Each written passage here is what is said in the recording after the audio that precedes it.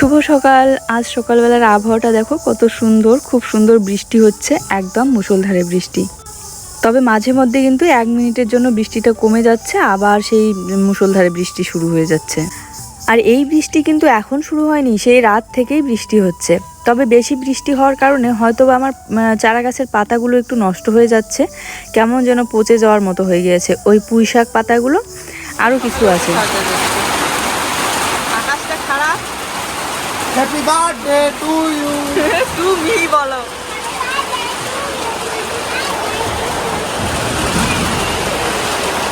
Happy birthday to. এত বৃষ্টিতে সকালবেলা উঠে আর বাইরের কি কাজ করব, তাই উঠেই এই যে ঘরের কাজগুলোই করে নিচ্ছি। আর হ্যাঁ, আজকে তোমাদেরকে একটা ভালো কথা জানাই, সেটা হচ্ছে আজ জুয়ের পাপার জন্মদিন, 1 এপ্রিল। আজকে তো এপ্রিল ফুল, তোমরা সবাই জানো। এই জন্য আবার জুয়ের পাপা ঘুম থেকে উঠেই আমাকে বোকা বানালো। যাই হোক, তারপরে উঠে এই যে কাজকর্মে লেগে পড়লাম। আর কার্পেট মাদুর এগুলো একটু তুলে নিলাম, ভাবলাম ঝাড়ুটা দিয়ে নিই। এদিকে আবার চলে গেল কারেন্ট। এই একটা সমস্যা আমাদের এদিকে, আকাশ খারাপ হলেই আর বৃষ্টি হলেই কারেন্ট চলে যাবে ঘন ঘন। আর তার উপরে ওয়াইফাই নেওয়া হলো যাতে নেটওয়ার্কের কোনো সমস্যা না হয়, তবুও কিন্তু আকাশ খারাপ থাকলে আমার ওয়াইফাই দিয়ে আপলোড দেওয়া অনেক কঠিন হয়ে যায়, অনেক সময় লাগে আর কি, মাঝে মধ্যে নেটওয়ার্ক উড়ে যায়। যাই হোক, এদিকে ঘরটা ঝাড়ু দিয়ে নিয়ে আমি কার্পেট মাদুরগুলো বিছিয়ে নিচ্ছি, আর তারপরে বারান্দাটা ঝাড়ু দেব। ওই দেখো, নতুন ঘরের মাটিগুলো সাইডে পড়েছিল, এগুলো সব ধুয়ে নিয়ে যাচ্ছে। যা যা সাইডে আসে হালকা ফুলকা, এই যে দেখেই বোঝা যাচ্ছে জলটা কেমন ঘোলা হয়ে আছে। আর এই জন্যই পরে গর্ত যেই জায়গাগুলোতে হয়ে থাকে সেই জায়গাগুলোতে কিন্তু জল জমে থাকে বৃষ্টি কমে গেলেও। তবুও একটা গামছা আমি মাথায় দিয়ে নিলাম, কারণ চুলটা ভেজে গেলে সকাল সকাল এই যে ঠান্ডা লেগে যাবে। আর দেখো, এই একটা হচ্ছে আমার কড়াই। রাতে রান্না করার পর হাঁড়ি কড়াইটা কোথায় রাখবো সেটা নিয়ে একটা চিন্তা, কারণ গ্যাসের টেবিলটা এমনিতেও অনেকটা ছোট, তার উপরে এই কালি ভরানো হাঁড়ি কড়াই ওখানে রাখলে ওই প্লেন শিটটার মধ্যে কালি ভরে যায়। তবুও একটা ওই কি বলে কার্টুনগুলো দিয়ে একটু তার উপরে হাঁড়িটা রেখে দিই, সাইডে একটু জায়গা ফাঁকা আছে। আর গ্যাসের চুলার যেহেতু বার্নারগুলো নষ্ট, তার উপরে রাখাও যায় না, তো এই জন্য কড়াইটা আমি এই উনুনের মধ্যেই রেখে দিই।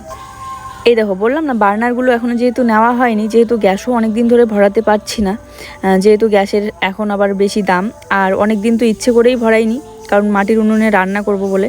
তো তার উপরে বার্নারগুলো খারাপ বলে আর ভরাইতেও ইচ্ছে করে না, তো এর উপরে হাঁড়ি কড়াই রাখলে এক সাইড দিয়ে পড়ে যায়, তো এই জন্য ওই উনুনেই রাখি। আর জুই মাঝে মধ্যে কী করে, ওই উনুনের মধ্যেই হাঁড়ি কড়াই দেখলে খেলা শুরু করে দেয়। এই যে দেখো, সকালবেলা উঠে ওর শুরু হয়ে গিয়েছে শাড়ি পরা, একটা চাদর পরেছে, আবার একটা গলায় পেঁচিয়ে নিয়েছে। আর বৃষ্টিতে ওভাবে হাঁটাচলা করে বেরোচ্ছে, যদি কোন সময় পড়ে যায়। আমরা যখন ছোটোবেলা ছিলাম, ছোটোবেলায় এরকম বৃষ্টি হলে কতই না পিছলে পড়েছি হাঁটাচলা করতে গিয়ে, বৃষ্টিতে কাদার জলে হাঁটাচলা করেছি, খেলেছি। তো জুয়ের যেহেতু সর্দি কাশি, এর জন্য ওকে বেশি একটা এই জল কাদার মধ্যে খেলতে দেওয়া হয় না। তো এই যে 1 গামলা বাসন নিয়ে চললাম, এখন কলের পরে বাসন মাজবো। তার আগে দেখো, জুয়ের এই বেলটা ভিজে একদম খারাপ হয়ে গেল, আর এমনিতেই এক সাইডটা নষ্ট হয়েছে, ভালো রকম বাজে না। আর এই বেলগুলোর যে এত দাম, তবে আমি একবার ধুয়ে দিয়েছিলাম, কিন্তু তারপরেও নষ্ট হয়নি। নষ্ট এই জন্যই হয়েছে কারণ এক সাইডটা খুলে গিয়েছে, তো হাওয়া বেরিয়ে যায়, এই জন্য বাজে না। তো যাক, এখন কড়াইটা নিয়ে এই যে এখন মাজা ধোয়া করবো বাসনগুলো। আর বাথরুমে সকালবেলা উঠে প্রত্যেক দিন জল ঢেলে দেই, এখনও জল দেওয়া হয়নি। একবার সন্ধ্যাবেলা পুরো 1 গামলা জল ভরে রেখে দেই রাতের জন্য, আবার সকালবেলা উঠে জলটা চেঞ্জ করে সব জল এই ওয়াশরুমে দিয়ে তারপরে কিন্তু আবার জল ভরে রেখে দিই সারাটা দিনের জন্য। তারপরে স্নান করার সময় তো আরও ভরতেই হয়। তো দেখো, এত শ্যাওলা পড়েছে, কোন সময় পিছলে না পড়ি সাইডগুলোতে, বাথরুমের এই সামনাটাতে, তো একটু ভালো করে ঘষে দিতে হবে। সেদিন পুরো কলের পাড়টাই ঘষেছি, কিন্তু এই বাথরুমের সামনাটা আর ঘষা হয়নি। পাইপটা এত ছোট, ওই বাথরুমের ভিতরে ওইদিকে যাচ্ছিলই না, তো ওইদিকে আবার সকালবেলা উঠে বাবা জল ভরে রেখে দিয়েছে, তাই ওটাতে আর জল ভরলাম না। আর এখন এই যে বাসনটা আগে এটুগুলো ধুয়ে নিয়ে তারপরে মাজবো।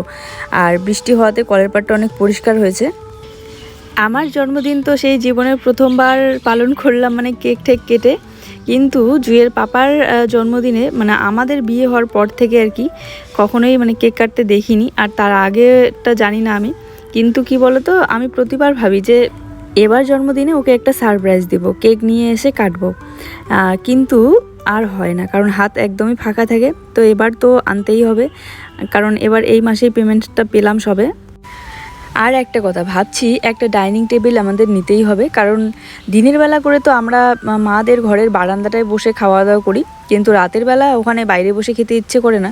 তার উপরে যেহেতু ওই জায়গাটা একটু অন্ধকার থাকে, লাইট থাকলেও অতটা ভালো দেখা যায় না, আর তার উপরে হাওয়া ঠাওয়া হয়, তো তখন আর ওই বারান্দায় বসে খেতে ইচ্ছে করে না। আর এখন তো সন্ধ্যার সময় করেই চলে আসে হাওয়া বাতাস, তখন কি হয়, রাতে করে আমাদের ঘরের মেঝেতেই ওই মাদুরের উপরে বসেই আমরা তিনজনে মিলে খাই। আর ওখানে বসে খেতে গিয়ে কি হয়েছে জানো, ওই ছোট ছোট ব্যাঙের বাচ্চা আছে না, ব্যাঙের বাচ্চাগুলো কি যে পরিমাণে অত্যাচার করে, খেতে বসে এদিকে লাফায় ওদিকে লাফায়। একদম কাল তো মানে খেতে বসেছি, তখন ওই সময় একদম অল্পের জন্য ভাতের মধ্যে লাফায়নি, ভাগ্যিস চোখে পড়েছিল, তারপরে সব কিছু সরিয়ে রেখে ব্যাঙের বাচ্চাটাকে সরালাম। আর সেই কোনগুলো ব্যাঙ যে ওই আছে না গাছ ব্যাঙগুলো খুব লাফায় একদম, ওইগুলো তো বুঝতেই পারো কেমন, মানে কোন দিকে থেকে কোন দিকে চলে যায় লাফিয়ে। আর খাবারে ঠাবারে পড়লে তো একদম সর্বনাশ, খাওয়াই মুশকিল। তো এই জন্য ভাবছি যে এবার একটা ডাইনিং টেবিল নিতে হবে। তার উপরে চিকা, খেতে বসে এদিকে একবার মুখ বাড়িয়ে দিবে, ওদিকে একবার মুখ বাড়িয়ে দিবে, মানে এরকম করে শান্তিতে খাওয়াই যায় না, যতই ভালো সবজি হোক না কেন। যাই হোক, এদিকে এই যে শ্যামাইটা রান্না করে নিলাম সকাল সকাল, কারণ ওর শ্যামাই খুব পছন্দ। আর একটুখানি ছিল, তার মধ্যে আর অল্প একটু রেখে দিলাম, আর বাকিটুকু রান্না করে নিলাম। এই সেমাইগুলো সেই ঈদের দিনের সেমাই, কতটা ছিল, এই কতদিন ধরে আমরা খাচ্ছি প্রত্যেক দিন, মানে সকালবেলা করে, মাঝখানে এক বসে আছে। আবহাওয়াটা দেখছো আজকের কি, মানে একদম বৃষ্টি আসবে। আর এই গাছগুলো নিয়ে যায়নি কেন, কেটে রেখে দিয়েছে, দেখো না কতগুলো কাঠের গুঁড়া বেড়াইছে দেখছো। এগুলো থেকে কিন্তু অনেক কাঠ বেরোবে। তো বন্ধুরা, গিয়েছিলাম আমি বাজারে, আর বাজার থেকে নিয়ে এসলাম এই যে তেলের বোতল। জন্মদিন আজকে তোমার, এই জন্য এখানে যে মাংস আছে, আর এখানে কাঁচা লঙ্কা আর রসুন তো ধরো, বাবার জন্মদিন। আর এখানে আছে একটা কেক। সেই তো বড় সড়ো কেক আনছো তুমি, এটা তো আমার কেক। সেই বড় সড়ো কেক বড় আনছো। সড়ো কেক আনছি, এটা আমার কেক। আরে তিনটে মাছ আনছি না, এটা না। বাবার হ্যাপি বার্থডে, এটা আমার কেক। দেখি কত বড় কেক নিয়ে আসছো। জুই কি আর আমাকে খাওয়াবে কেক? এই যে কত বড়, জুই খাবে? এটা হচ্ছে বেলুন। আর যে আমার বয়সটা যে এখানে দেখতে পাচ্ছ তোমরা, বয়সও দেখা পারো। চাকু, এই যে একটা ছুরি, এই যে আর এই যে কেক, বাবা জুই বলেছে পিঙ্ক। বাবার জন্মদিনে জুই একদম সন্ধ্যা থেকে সকালবেলা থেকে বলছে কেক খাওয়াবা কেক খাওয়াবা, তো এই জন্য। আমার ছোট কেক, বাবা বড় কেক, বাবা বড় বড় কেক। হ্যাঁ, তো আমি এদিকে রান্না বসিয়ে দিয়েছি, ভাতটা বসিয়ে দিলাম। বেলুন খুলে দাও। এই যে এখানে মাংসটা, আর মাংসটা এখনো ধোয়া হয়নি, ততক্ষণে মশলা রেডি করছিলাম। এখানে এই তো পেঁয়াজ কেটে নিয়েছি, রসুন কেটে নিয়েছি, আর এখন মাংসটা ধুইতে যাব। আকাশটাও খারাপ, আজকেও এই যে মেঘ ডাকছে, মনে হয় বৃষ্টি নামবে।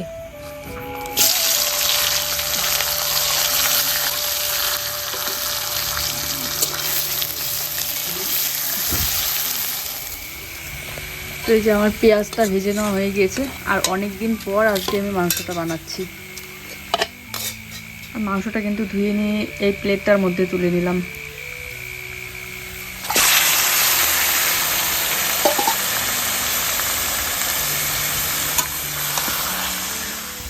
সেই সন্ধ্যাবেলা থেকে জুয়ের পাপা বলছে আজ আমার জন্য স্পেশাল রান্না হচ্ছে। হ্যাঁ, স্পেশাল এই জন্যই, মাংস কিন্তু ব্রয়লারের, খাসিও না পাঠাও না, কারণ আমি অনেক দিন পর রান্না করছি। আর তোমরা তো জানোই মাংস নিয়ে আসলে প্রায় বেশিরভাগ সময় জুয়ের বাবাই বানায়, কারণ আমি নিজে রান্না করলে নিজে বেশি একটা খেতে পারি না, বিশেষ করে ব্রয়লারের মাংস।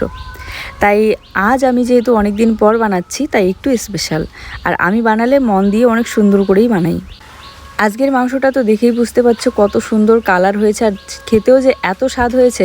আর জুয়ের পাপা খাওয়া দাওয়ার পর বারবার বলছিল যে আজকের খাওয়া দাওয়াটা তো একদমই শান্তি হয়েছে। এই কাঁচা লঙ্কা দুটো আমি কিন্তু একদম শেষের দিকে দিয়েছি, ওই কষানোর সময়। তো চলো, আমার রান্না কমপ্লিট, এখন আমরা কেক কাটবো। জুই তো সেই কখন থেকে অপেক্ষা করে আছে। এই যে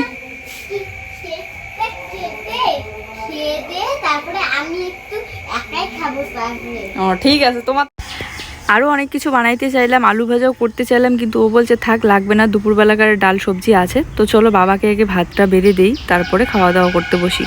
চলো ওইদিকে দেখি ও আর জুই দুজনে মিলে কতটা কি আয়োজন করলো, বেলুন সাজাচ্ছে। কেকটা কোথায় কাটবা শুনি? কেকটা কোথায় কাটবো হ্যাঁ? দেখাবো এখন তোমাকে। তুমি আমার একটা কাজ তো এই করো, দেখো আমার কেক কাটার জন্য ও একদম সাজিয়ে নিয়েছে, এখানে বেলুন সেট করেছে। আর এখানে বসে আমরা কেক কাটবো এখন, নিচে বসে, নিচেই বসে কাটবো তো না? নিচে নিচে কাটি। জ্বলছে চলো। রিং লাইট কেক রেডি, আমরাও তিনজনে একদম রেডি। রিং লাইট জ্বলছে হ্যাঁ, রিং লাইট ওখানে তার আছে, এদিকে আসো।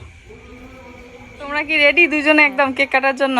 হ্যাঁ আমরা রেডি, আমরা একদম রেডি কেক কাটার উরি জন্য। বাবা কি সুন্দর কেকটা, সেই লাগতেছে, তাই না? আচ্ছা হোয়াইট কেক আনছি কারণ আজকে আমার জন্মদিন। Happy birthday. Thank you. আমার ফুলগুলো কত সুন্দর ফুটেছে, দারুণ। আজকে আরো বেশি রোদ উঠছে না, একদম ভরভরাট ফুটেছে, দেখছো? রোদ উঠছে আর কি সুন্দর ফুল ফুটছে।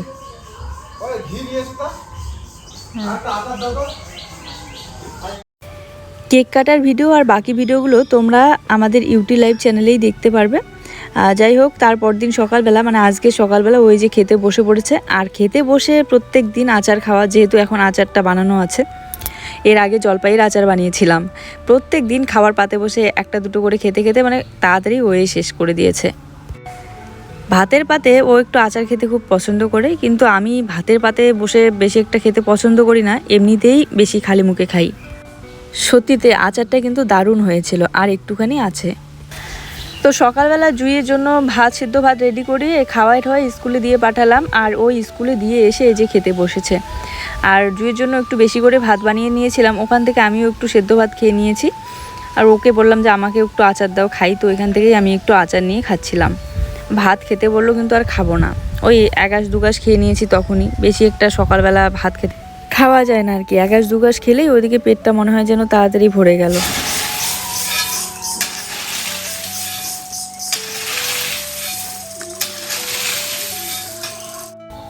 তো এর আগে বলেছিলাম না যে আমাদের ছোট্ট একটা নতুন রান্নাঘর করার কথা। তো সেই জায়গাটার কথা অনেকেই আবার কমেন্ট করে বলেছো যে এই জায়গায় রান্নাঘর করলে কেউ কিছু বলবে না।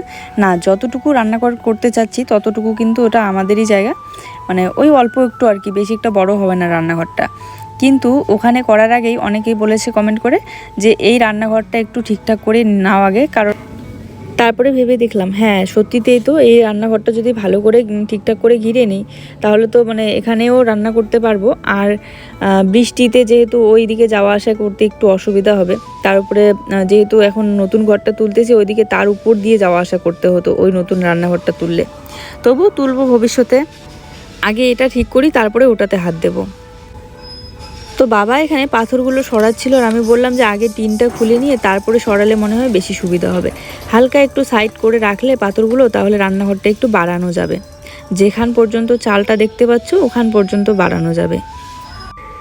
এমনিতেই এখানে জায়গা কম, তার উপরে যদি একটু বেড়ে যায় রান্নাঘরটা তাহলে আরও অনেক জিনিস রাখা যাবে আর রান্নাবান্না করতেও সুবিধা হবে।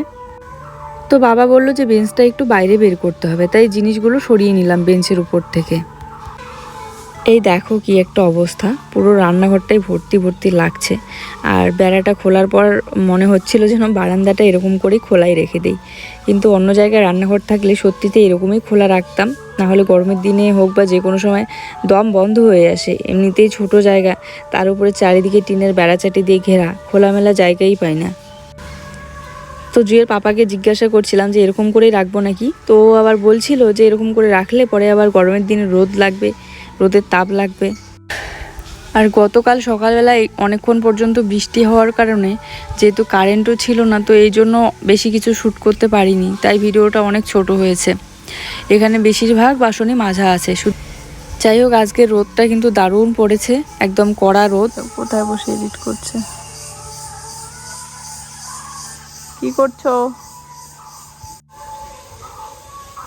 গেল গেল, পিছনে দেখো কে। এই যে এইখানে বসে আমি ভয়েস দিলাম। চলো আজকের ভিডিওটা এই পর্যন্তই। সবাই ভালো থেকো, দেখা হচ্ছে নতুন ভিডিওর সাথে। সবার জন্য রইল অনেক ভালোবাসা। ভিডিও ভালো লাগলে লাইক কমেন্ট শেয়ার করে দিও। টাটা।